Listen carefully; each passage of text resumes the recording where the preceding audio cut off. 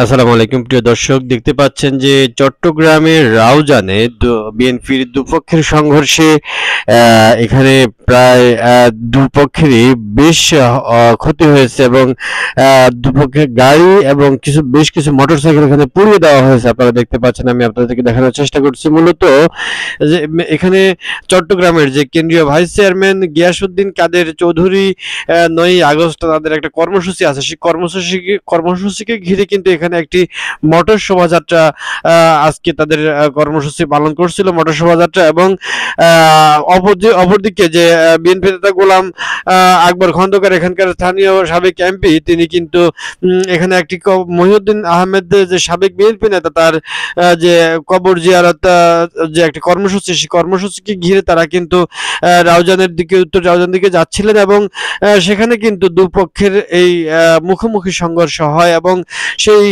মুখোমুখি সংঘর্ষে কিন্তু ব্যাপক ক্ষয়ক্ষতি হয়েছে। আপনারা দেখতে পাচ্ছেন যে এখানে গোলাম আকবর খন্দকারের যে গাড়ি, সেই গাড়িটি কিন্তু পুড়িয়ে দেওয়া হয়েছে এবং আমরা দেখতে পাচ্ছি যে তারা যে প্ল্যাকেট হাতে নিয়েছিল মহিউদ্দিন খান এমপির প্রয়াত, তার যে কবর জিয়ারতে যাচ্ছিলেন সেটাও কিন্তু এখানে পড়ে আছে।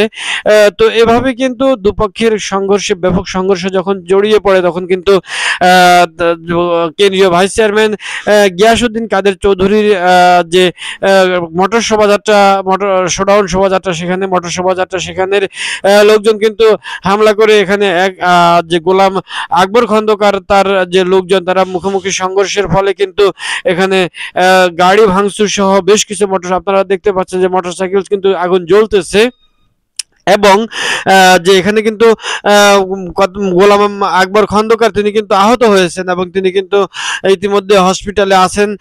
তাও এখন কিন্তু এ বিষয়ে কোথায় আছেন, কিভাবে আছেন, এই বিষয়ে নিশ্চিত করে আমরা এখনো কিছু বলতে পারতেছি না।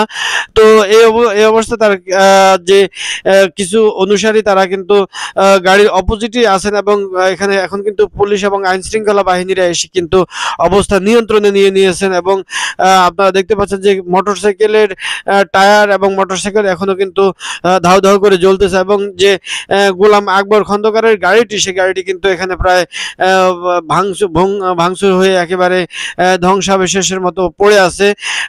এমতো অবস্থায় সে কিন্তু এখান থেকে এক প্রকার ধাওয়া পাল্টা ধাওয়ার মাধ্যমে তারা কিন্তু এখান থেকে চলে গেছে এবং ছিটকে গেছে। দুপক্ষের সংঘর্ষে বেশ কিছু অসংখ্য বলা যায়, বেশ কিছু মানুষ এখানে দুপক্ষেরই আহত হয়েছেন। যেহেতু এটি ধাওয়া পাল্টা ধাওয়ার মতো ঘটনা, একেবারে পুরো এলাকা, রাউজান এলাকা উত্তেজনা ছড়িয়ে পড়ে এবং বিএনপির এই দুপক্ষের সংঘর্ষে কিন্তু বিএনপির দুপক্ষেরই অনেক নেতাকর্মী কিন্তু আহত হয়েছেন এবং তারা চিকিৎসা নিতেছেন বিভিন্ন হসপিটালে, স্থানীয় থেকে চট্টগ্রাম মেডিকেল পর্যন্ত তারা কিন্তু বিভিন্ন জায়গায় হসপিটালে তারা চিকিৎসা নিতেছেন। আপনারা দেখতে পাচ্ছেন, আমি আপনাদেরকে দেখানোর চেষ্টা করছি গাড়িটি, এবং গাড়ির পাশে কিন্তু এই মোটরসাইকেলটি জ্বলতেছে এবং এই অবস্থাকে ঘিরে কিন্তু উত্তেজনা বিরাজমান এবং চট্টগ্রামের রাউজানে কিন্তু থমথমে অবস্থা বিরাজ করতেছে। ইতিমধ্যে কিন্তু আমি বলেছি আপনাদেরকে যে পুলিশ এবং সেনাবাহিনী সহ এখানে যারা আছেন, আইন শৃঙ্খলা বাহিনী, তারা কিন্তু অবস্থা নিয়ন্ত্রণে নিয়ে নিয়েছেন এবং এখানে কিন্তু যে কেন্দ্রীয় ভাইস চেয়ারম্যান গিয়াসউদ্দিন চৌধুরীর লোকজন, তারা কিন্তু চলে গিয়েছে এবং আমরা এবং গোলাম আকবর খন্দকারের লোকজন কিন্তু এগিয়ে আসে। দেখে কি বলেন? আসসালামু আলাইকুম ওয়া রাহমাতুল্লাহি ওয়া বারাকাতুহু। আমি কথা বলতে খুব কষ্ট হচ্ছে।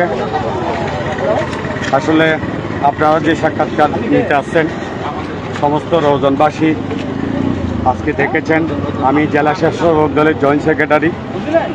বিগত 17টি বছর গ্রামের বাড়িতে থাকতে পারি নাই, জেল জুলুম ইভেন কি শহরের অঞ্চলেও থাকতে পারি নাই। আজকে আমার নেতা রাউজান উপজেলা বিএনপির সাবেক সভাপতি জনাব মহিউদ্দিন আহমদ, গত কয়েকদিন আগে উনি মৃত্যুবরণ করেছেন। আজকে ওনার জিয়ারত করার জন্য আমরা চট্টগ্রাম উত্তর জেলার নেতৃবৃন্দ এবং আমার প্রিয় নেতা গোলাম আকবর খন্দকার সহ আমাদের কর্মী বাহিনী নিয়ে যখন আমরা জিয়ারতের উদ্দেশ্যে যাচ্ছিলাম, তখন এক শ্রেণীর দুষ্কৃতিকারী যারা অতীতে আওয়ামী লীগের সাথে ছিল, আজকে আমি প্রকাশ্য বলতে চাই, কোনো দ্বিধা নাই আমার, কারণ রাজপথে সংগ্রাম করেছি আমরা, শেখ হাসিনার বিরুদ্ধে সংগ্রাম করেছি আমরা, ত্যাগ করেছি আমরা, গ্রামের বাড়িতে যেতে পারি নাই আমরা, আমাদের গ্রামের বাড়িতে আমার আম্মা সহ সবাইকে হামলা করেছে অনেকবার। আজকে খুবই দুঃখের সহিত বলতে হচ্ছে, আমরা আজকে এত কষ্ট স্বীকার করে রাজনীতি করে আজকে আমরা একজন বিগত আমাদের যার হাতে আমরা রাজনীতি শিখেছি, জনাব মহিউদ্দিন আমাদের কবরে জিয়ারত করতে যেতে পারতেছি না।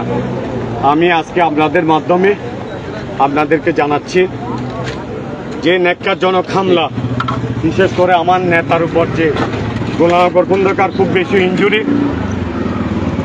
ইনজুরি, আমাদের অনেক নেতাকর্মী, প্রায় শতাধিক নেতাকর্মী মর্মান্তিকভাবে আহত। আমি নিজেও কথা বলতে পারতেছি না, আমার মাথা হোক স্টিকের লাঠি, এবং অনেক গাড়ি তারা বশীভূত করেছে, অনেক গাড়ি নিয়ে গেছে। আপনারা বলেন, রাজনীতি আর সন্ত্রাস কি এক জিনিস কিনা? সন্ত্রাস এক জিনিস। আপনাদের কতজন আহত হয়েছেন?